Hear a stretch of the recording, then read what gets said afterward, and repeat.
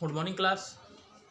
हम लोग पिछली क्लास में मिश्र द्विघात समीकरणों को हल करने की विधियां पढ़ चुके थे, जिसमें हम लोग पहली विधि पढ़ रहे थे गुणनखंड विधि, दूसरी विधि हम लोग पढ़े थे पूर्ण वर्ग बनाकर, और तीसरी विधि हम लोग पढ़े थे सूत्र विधि। मतलब मिश्र द्विघात समीकरणों को हम लोग हल करना समझ चुके हैं। अब हम लोगों को मिश्र द्विघात समीकरणों के अनुप्रयोग, मतलब द्विघात समीकरणों का अनुप्रयोग कैसे करते हैं ये समझना है। तो देखो, द्विघात समीकरणों के अनुप्रयोग, तो जो द्विघात समीकरण हैं इनके अनुप्रयोग पढ़ना है। तो अब आपको द्विघात समीकरण दिया नहीं रहेगा, अब द्विघात समीकरण आपको बनाना पड़ेगा। द्विघात समीकरण बनाने की प्रोसेस दी होगी, मतलब सवाल दिया होगा। अब उसको कैसे हल करेंगे, तो हम लोग सबसे पहले सवाल को ध्यानपूर्वक पढ़ेंगे और एक एक लाइन पढ़ते जाएंगे, और सवाल की जो एक एक लाइन होती है जो वो कह रहा है हम उसको करते जाएंगे। बात समझ में आ रही ना। जैसे हम लोग यहाँ पे पहले सवाल को देखते हैं, दो क्रमागत सम संख्याओं का गुणनफल 528 है, तो संख्याएं ज्ञात करो। देखो यहाँ पे ना द्विघात समीकरण लिखा है ना रैखिक समीकरण लिखा है, कुछ नहीं लिखा है। एक सवाल लिखा हुआ है नॉर्मल सा कि दो क्रमागत सम संख्याओं का गुणनफल। तो हमने क्या कहा था कि सवाल आपको ध्यानपूर्वक पढ़ना है और जो कहे हमको सिर्फ वही करना है। तो यहाँ पे ध्यान दो, सबसे पहले कितनी है, दो है। क्या है, क्रमागत। कौन सी संख्या है, सम संख्या है। मतलब कोई दो सम संख्या है और दोनों सम संख्या कैसी है, क्रमागत। क्रमागत का मतलब ये होता है कि जैसे आप परिभाषा जानते हैं कि वे संख्याएं जो दो से पूर्णतः विभाजित हो जाती हैं उन्हें सम संख्या कहते हैं। जैसे 2, 4, 6, 8, 10 और आगे बढ़ती जाती हैं। तो क्रमागत का मतलब या तो ये दोनों या ये दोनों या ये दोनों, मतलब क्रमागत तो कोई भी दो संख्या होनी चाहिए। अब उन दो क्रमागत संख्याओं का गुणनफल कितना है, 528। तो हमको वो संख्याएं याद करनी है। अब यहाँ पे ध्यान दो बेटा, जैसे हमने लिखा था अभी 2, 4, 8, 10, तो दोनों संख्याओं में अगर किसी भी क्रमांक संख्याओं में देखो, जैसे यहाँ पे 2, 4, 6, 8, 10, इसमें कितने का अंतर, 2 का अंतर, क्योंकि 4 में से 2 जाएंगे 2 बचेंगे, 6 में से 4 गए 2 बचे, 8 में से 6 गए 2 बचे, 10 में से 8 गए 2 बचे। मतलब प्रत्येक क्रमागत सम संख्याओं का अगर हम लोग बीच का अंतर निकालें तो कितना मिलता, 2। जैसे मान लो हमको एक संख्या मिलेगी, जैसे हमको मान लो 8 संख्या मिलेगी, तो 8 हमारी पहली संख्या हो गई। अब हमको इसकी क्रमागत चाहिए, तो क्रमागत क्या करना पड़ेगा, 2 जोड़ना पड़ेगा। तो हमको ये किस में करना है, एक्स में करना है। एक्स में कैसे करेंगे, देखो अभी हमको पता तो है ना कि कौन सी पहली क्रमागत संख्या है। यहाँ पे हम लिखेंगे माना पहली क्रमागत संख्या, क्रमागत सम संख्या इज इक्वल टू एक्स। पहली एक्स मान ली, लेकिन है कितनी, 2। तो फिर यहाँ पे क्या लिखेंगे, दूसरी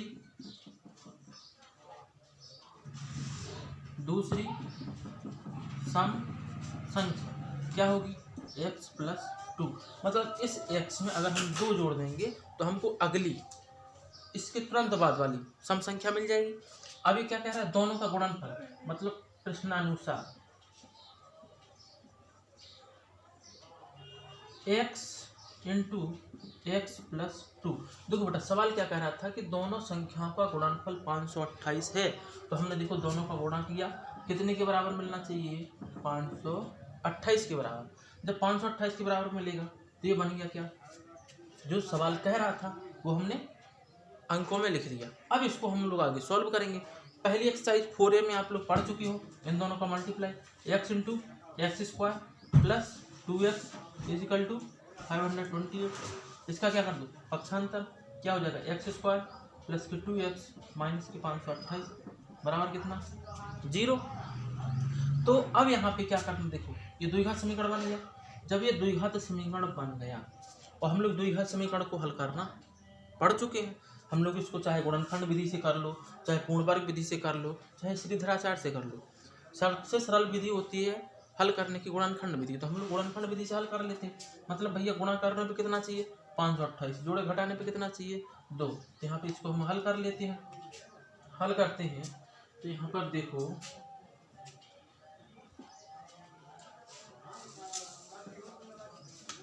एक्स स्क्वायर प्लस 2x गुणा करने पे 528, मतलब यहाँ पे हो जाएगा 24x माइनस के 22x, मतलब 24 और 22 का गुणा करेंगे तो 528 मिलेगा और 24 में से 22 घटाएंगे तो 2 मिलेगा, माइनस के कितने 528 बराबर x, इसको खोल दो, x square plus 24x minus के 22x माइनस के 528 बराबर 0।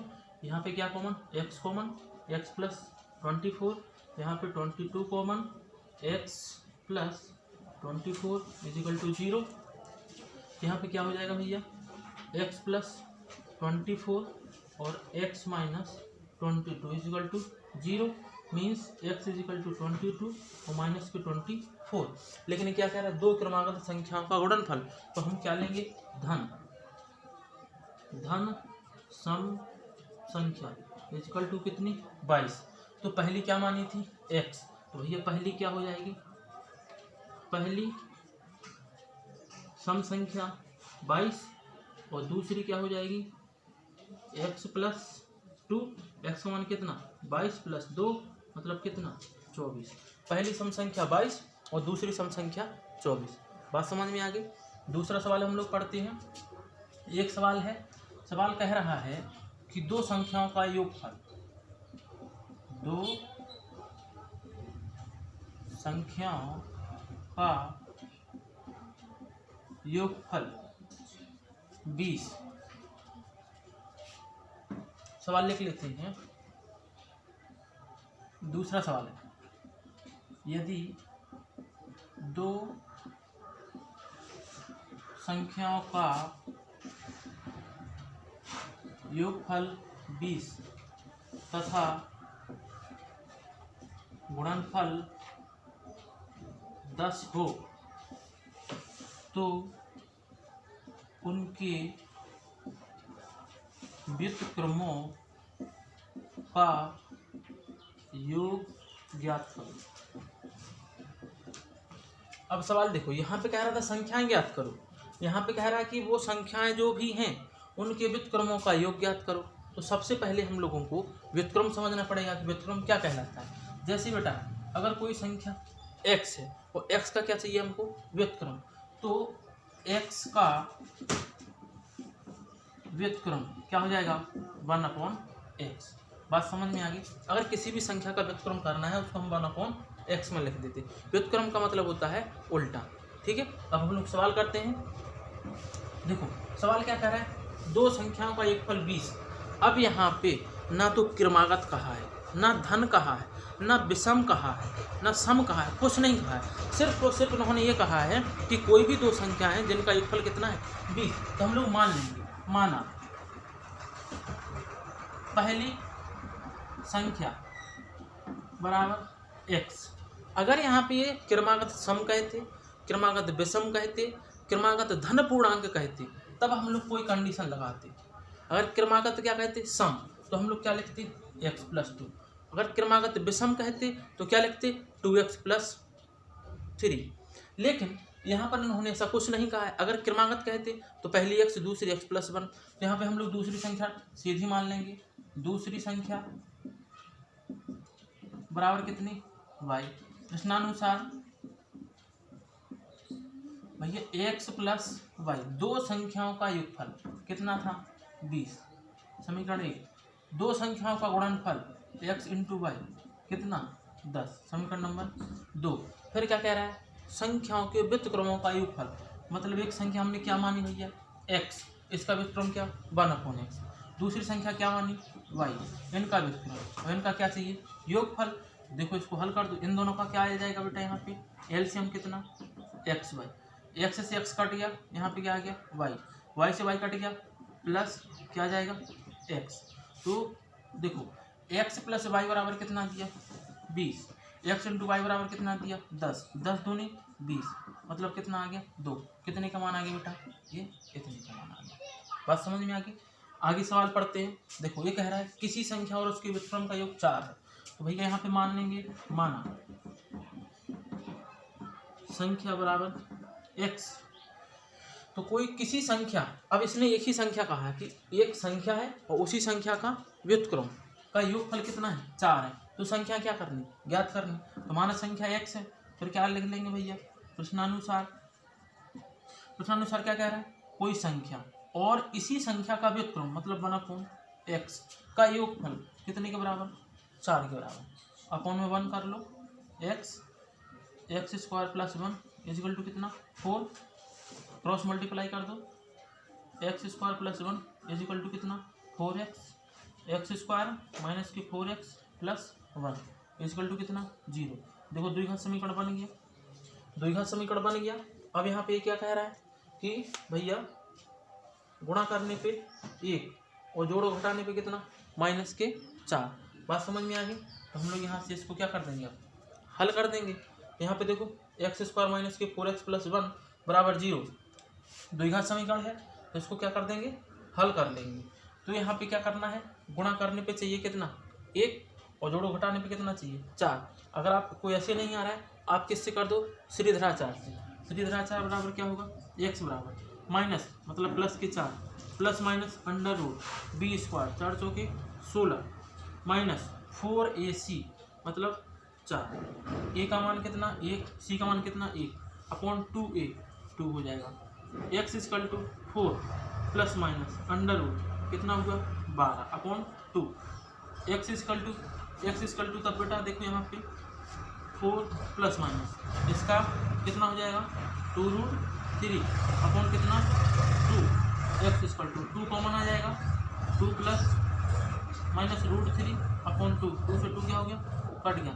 x = 2 plus minus √3। इसने क्या कहा था, किसी संख्या, तो भैया कोई संख्या आपकी x बराबर क्या आ गई, x बराबर आ गया आपका 2 प्लस के √3। ये एक संख्या है कि जिसका और इसी का व्युत्क्रम का योग कितना आएगा 4 आएगा। बात समझ में आ गई। इस तरीके के सवाल आपकी किताब में दिए हुए हैं। आपको सिर्फ और सिर्फ एक्सरसाइज 4F जो है उसमें 1 से लेकर 12 तक सवाल करने हैं। इस पर आधारित बहुत से सवाल हैं, इसको ध्यान से समझना बेटा। किसी संख्या, तो कोई संख्या का माने x और उसके व्युत्क्रम, तो इसी संख्या का व्युत्क्रम, तो इसी संख्या का व्युत्क्रम क्या 1/x का योग कितना था 4 था। ये समीकरण बना लिए, यहाँ से एलसीएम लिया, हल किए, यहाँ से सीधेधाराचार लगा दिए। अगर यहाँ पे गुणनखंड विधि नहीं लगाई तो सीधेधाराचार लगा देते। बात समझ में आ गई, ठीक है। इसके आगे के सवाल हम लोग कल पढ़ेंगे। Thank you class.